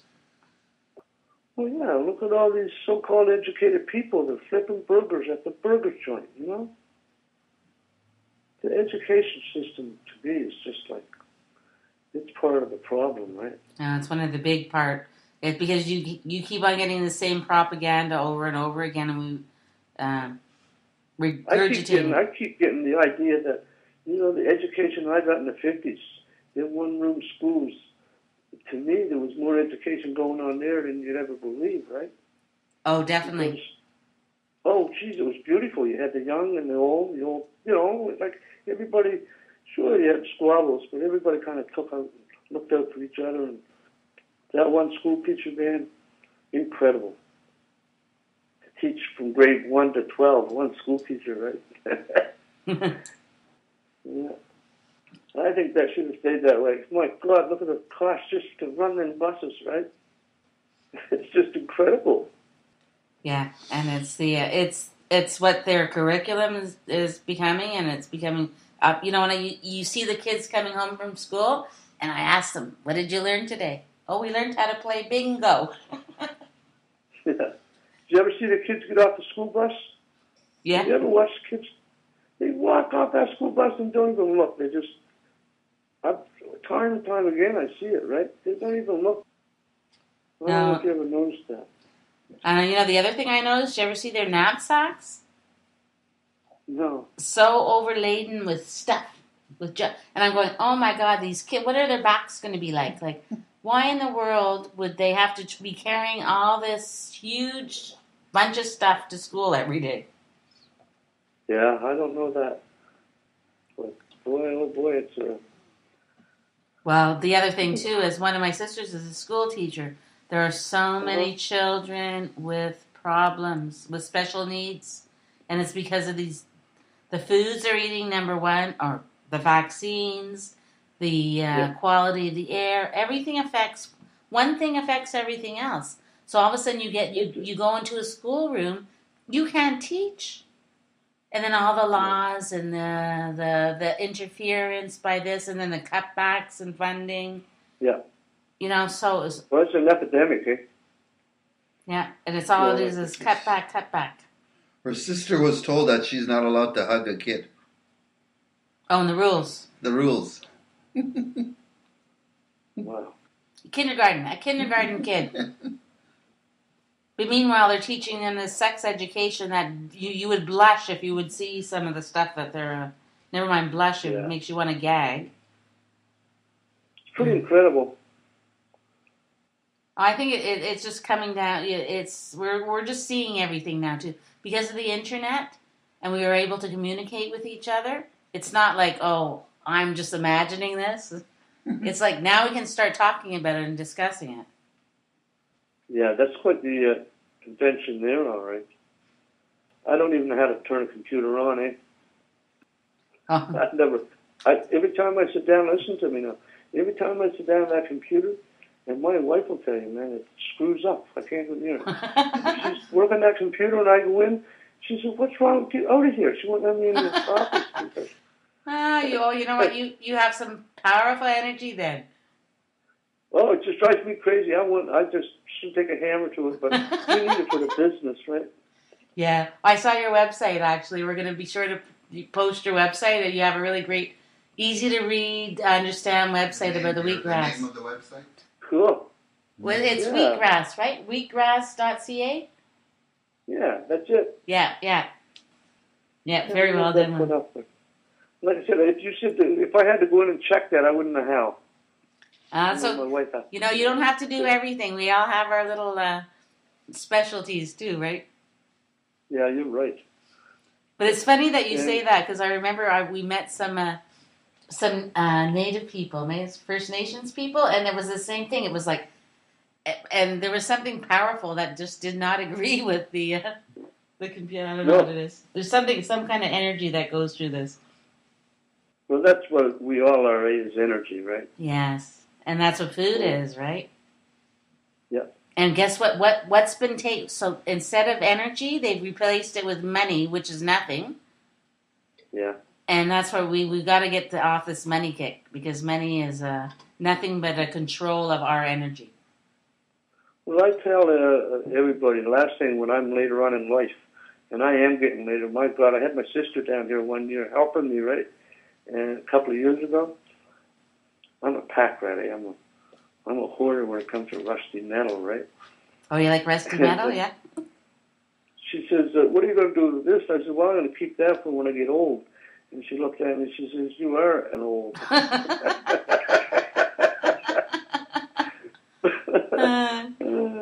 Anyway. So, do you come from a big family? Yeah, I've got 6 older sisters and an older brother. Oh, 6 older sisters. Yeah. Oh, So no wonder you turned out. right? Yeah, no wonder you turned out like you did. I'm so spoiled, right? I really am. Anyway, you're all still alive too, eh? My oldest is 74. Are they all on the wheatgrass? Well, you know, I'm going to tell you something about the wheatgrass. My oldest sister, and I'll give you her phone number if you want to call her. Her husband he was supposed to, probably 2 years ago now, go in because he's got Alzheimer's. Okay. And they've been taking that wheatgrass for 2 years now, right? And they won't go without it. They will not. She swears that's right. They're still at home, right? Oh, so it's good for Alzheimer's too? Yeah, it's just incredible. That man was supposed to be in care, right? Because Alzheimer's. Yeah. And he's just as cool as a cucumber. Well, there's another epidemic that we're facing that it has just skyrocketed. And when you say that, I can't help but think, and I've read a lot about that. A lot of it has to do with all the chemicals and the toxins, even things like the antiperspirants and that cause it. Yeah, but you know what? The latest thing they found out is one of the causes is sugar. Sugar is connected to Alzheimer's now. Oh, really? Yes. White sugar or any kind of sugar? White. Yeah, I think white sugar's the one. It's white sugar. Yeah. Yeah. They've connected that. A friend of mine just told me that the other day, right? She was doing some reading somewhere. Yeah, actually, I read a lot of bad things about white sugar. It's like one of the worst. I like using honey as a substitute. Yeah. Well, not last year. We usually do maple syrup, eh? Maple syrup, yeah. Oh, that's the best. That's the best tasting stuff. Oh, man, we love it. But the last couple of years, we've kind of been detoured, right? But probably this year we'll get back into it. Because it's a beautiful sugar, right? Yes. And it's quite natural. And it's fun doing. Well, I remember growing up with the maple sugar camps in Quebec. Yeah. Oh, man, that would have been a riot. Oh. But have you seen the new ones? Have you seen the new ones today? How much? They got like miles of this line hooked onto all the trees. Have you ever seen that? No, I haven't seen that. Pardon? No, I haven't. Oh, you've got to go to a maple syrup business and go in the woods and take a look at it'll blow your mind. Miles, and I'm talking miles of this stuff. So it's And not it was all down the in- old barrels, the old pails that are just hooked up to a nail anymore. Yeah, that's how we do it. We put taps in, eh? Yeah, yeah. So, Joe, we're coming to our time. Why don't you, give us some give the audience some information how to contact you and say your buys to the audience. How can we get in contact with you? Well, through wheatjuice.ca. Okay. That's one, and also my email with the Gmail. I forgot what that was. You got that one, haven't you? Yeah, it's Yes. email, Gmails, both are right. Wheat juice. Jeez, I'd have to ask the waiter about that Gmail one. The Gmail, I got it right here, Joe, and the Gmail is wheat juice. It's just simple wheat juice Yeah. at gmail.com. Oh, No. good. See, I don't understand that language at all. I'm sorry. Nope. It's okay, don't worry. We got it. We're gonna put it all in. We'll put it all in there at the end for you. And Wheat juice. Yeah. Yeah. I know the wheat juice is my wheatjuice.ca is my web page, right? Yes. Wheatjuice at gmail.com. Wheatjuice@gmail.com. You got it. yeah, and we're gonna connect Oh, this. good. We'll connect this this broadcast too. We'll put a link to directly to your email address, so people Yeah, that it'd are be interesting listening. to see about the information there, and maybe there's somebody out there who wants to set this up, right? No, They might want a small place to grow some wheatgrass. Well, we're strongly thinking about it too, Joe. Great. It's a really neat thing. Well, I've got all those university kids. One was interested in it today, but I said I'd get back to him. Yeah, well, let's, take a look at it, right? Yeah. it's a solution. It's like, to me, the more I look at it, it's like it's a solution for so many things. It's a solution too for the economy. Oh, my goodness. It's a solution for people that want to be healthy, right? Yeah, well, that's the main thing. Well, we got to start there first, Joe. Yeah, That's the first start. Yeah. Before we do anything. yeah. Because we're dealing with a lot of unhealthy people out here. Yeah, it would be great to see that happen. Yes. We're gonna make it happen. We're going to make it happen. Well, you know what? Maybe one day we'll get together and break some bread here, right? Oh, we'd love to do that. We'd love to do that. Come and try some of that pork I grew in the woods. Well, we would love to do that. We haven't been to the Annapolis Valley in about a year or so. Right on. We were there. We were there, passing through. We saw the red clay. We were there. Yeah. We were there. Well, you know what, ladies? Hopefully we can connect. That's all. Well, that's the whole idea about this show, Joe. Is to Yeah. connect. Connecting. Connect. Yeah. That's where it starts.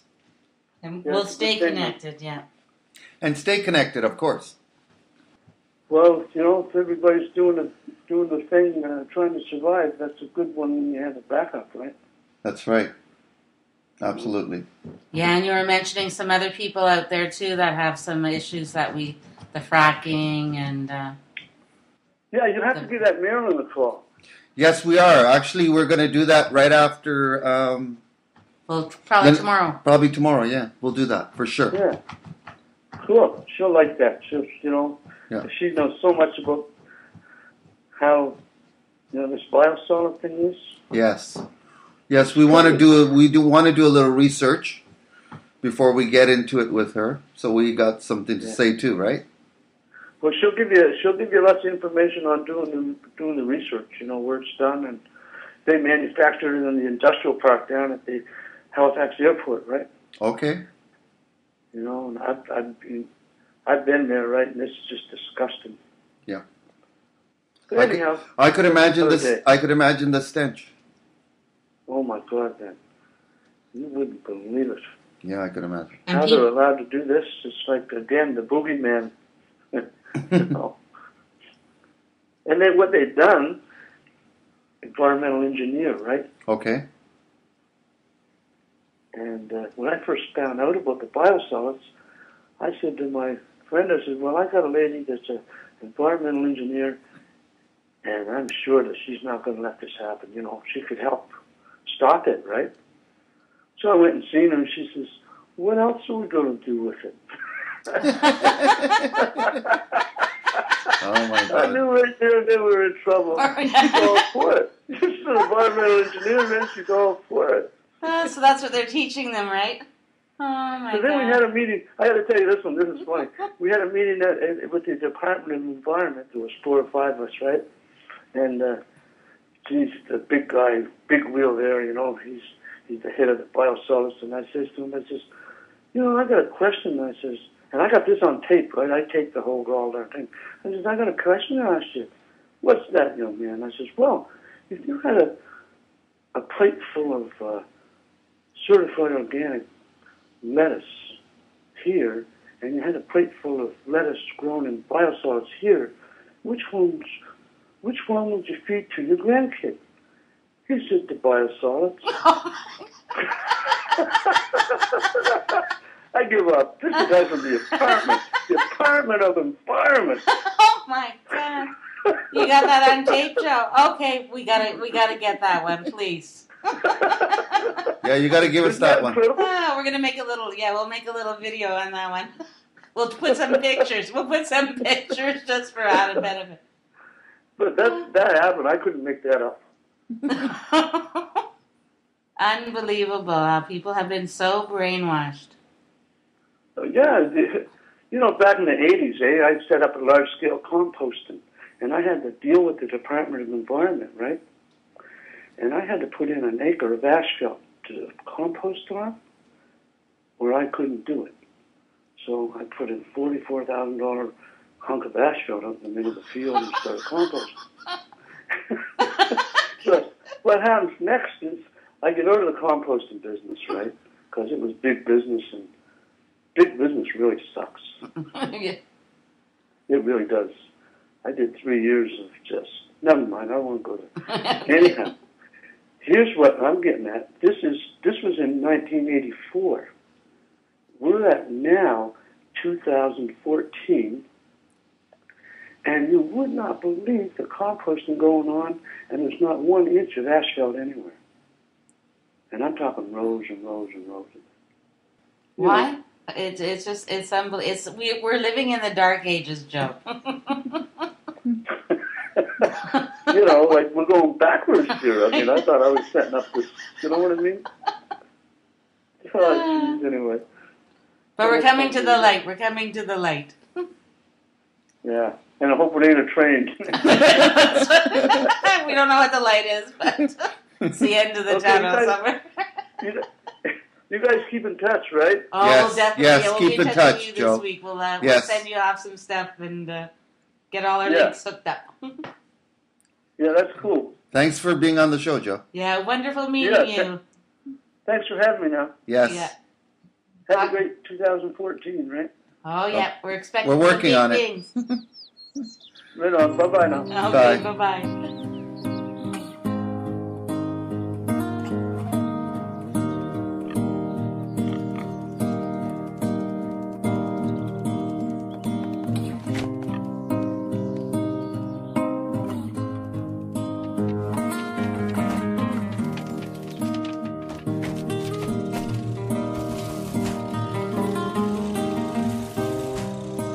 I was just guessing at numbers and figures, pulling the puzzles apart. Questions of science, science and progress don't speak as loud as my heart. Nobody said it was easy. It's such a shame for us to part. Nobody said it was easy. No one ever said it would be so I'm going back to the start.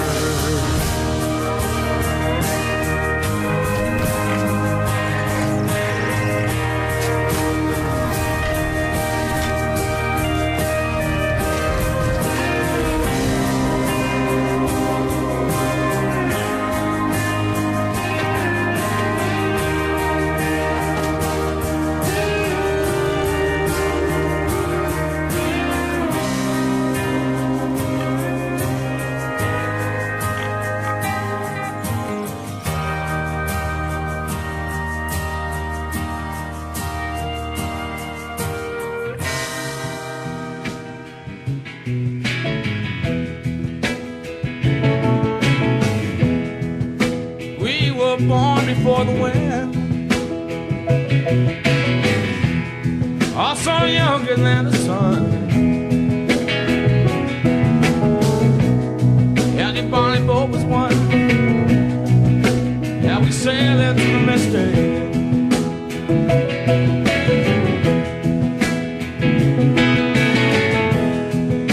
Hark now, hear the sailors cry.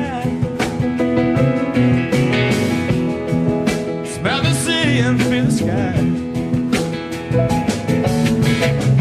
Let your soul and spirit fly into the mystery.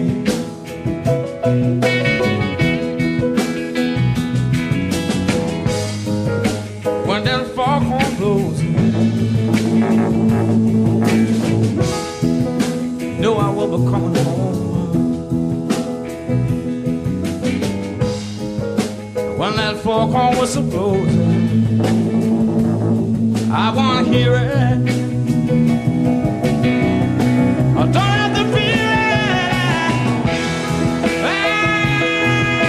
I wanna rock the gypsy soul, just like way back in the day before. Yeah, together we will fold into the mistake.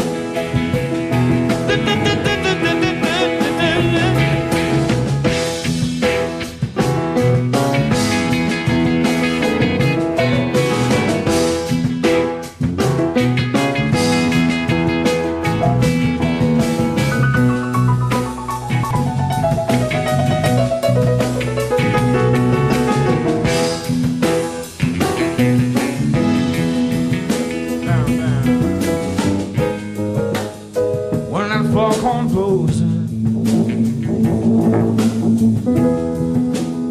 you know I will be coming home. When that foghorn blows, I wanna hear it. Don't have to fear it. I wanna rock your gypsy soul.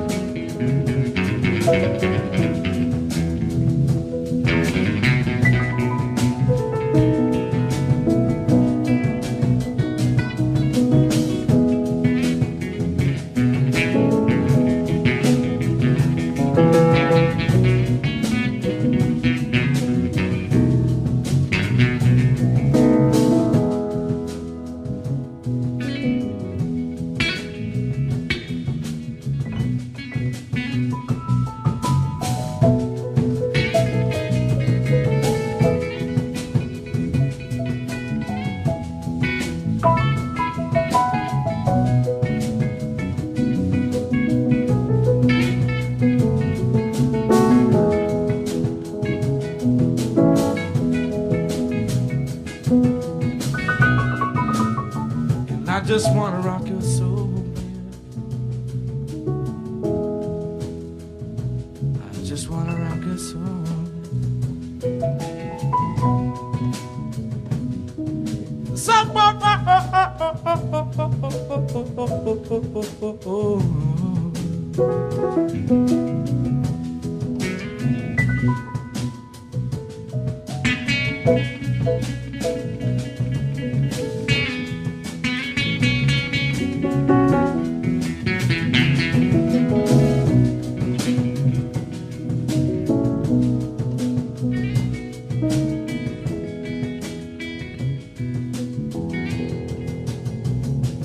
Let your body go, let your body go, let your mind roll on.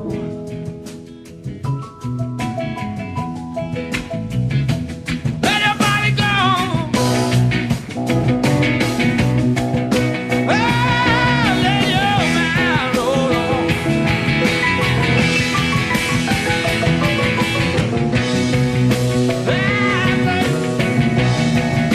Just wanna rock your soul, baby.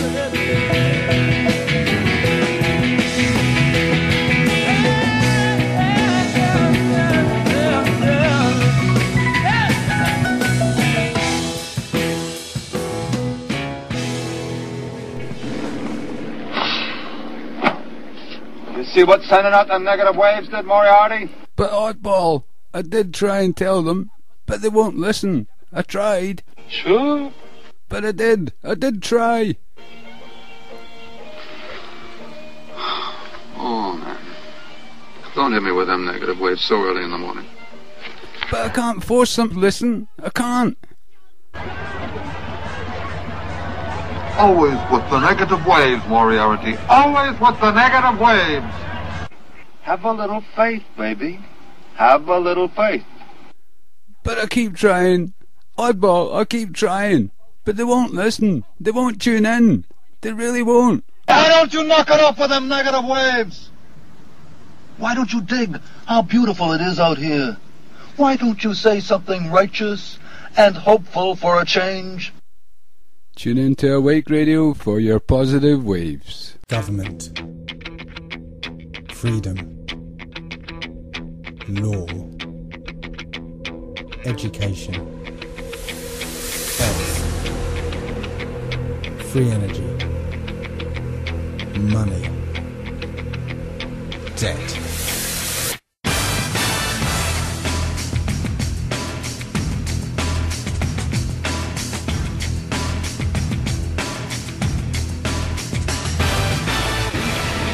Awake Radio, deconstructing the dream world, one lie at a time.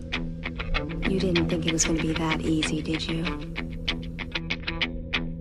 You know, for a second there,